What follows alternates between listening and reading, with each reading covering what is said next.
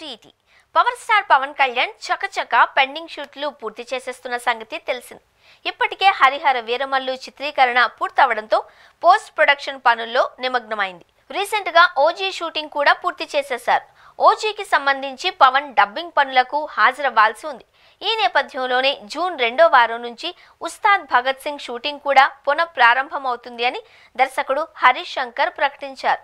తాజాగా 2వ వారంలోకి ఎంటర్ అయిన నేపథ్యంలో మంగళవారం హైదరాబాద్లో అధికారికంగా షూటింగ్ ప్రారంభమైంది. అల్యూమినియం ఫ్యాక్టరీలో చిత్రీకరణ ఆరంభించారు. తాజా స్కెడ్యూల్ దాదాపు నెల రోజుల పాటు ఉంటుంది అని సమాచారం.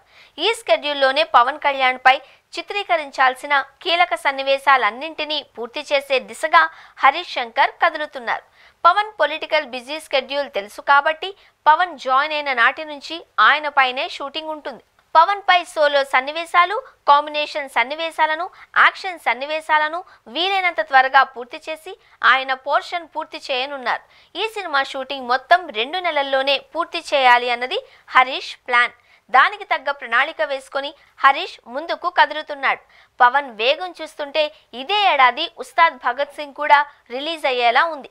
వీరమల్లు రేపో మాపో రిలీజ్ అయిపోతుంది. అటుపై ఓజీ సెప్టెంబర్ 25న రిలీజ్ అవుతుంది. ఉస్తాద్ భగత్ సింగ్ విషయంలో అన్ని అనుకున్నట్లు పూర్తయితే డిసెంబర్లో రిలీజ్ అయ్యే అవకాశం ఉంది.